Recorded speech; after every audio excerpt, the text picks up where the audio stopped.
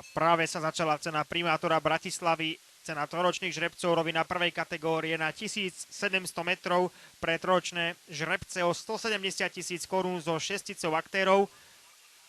Do čela pôjde Valiant a takisto aj Teddy Ready. Ďalej potom pri bariére Universe of Gracie. Zvonka sa posúva Klaus. Ďalej tam je Box Hill a na chvoste pola Svekopmund. Takáto je situácia na konci oblúka pri jazdeckých oddieloch. V čele stále Valiant, ktorý vedie súperov na protiľahlú stenu. Na druhej pozícii sa už drží Klaus. Na tretiu sa prepracoval favorizovaný Box Hill.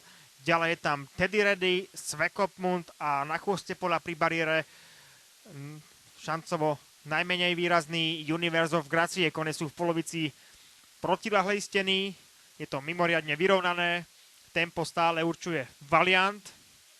Za ním potom tréningový partner Teddy Ready, zvonka však útočí Klaus a takisto Box Hill.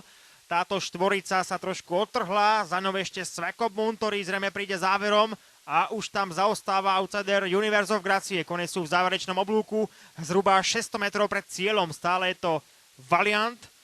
Na druhej pozícii sa drží Klaus a v takomto poradí kone idú aj do cieľovej roviny, trošku tam vybočil Box Hill, začína sa finish.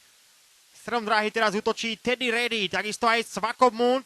Pri bariére slabne Valiant, zvonka ešte ide Klaus a Box Hill, ktorý už je porazeným konom. Je to súboj Teddy Readyho a Svekopmunda. Bočiaci Teddy Ready alebo Svekopmund. Teddy Ready víťazí pred Svekopmundom, ďalej potom Klaus, Box Hill, Universe of Gracie a Valiant.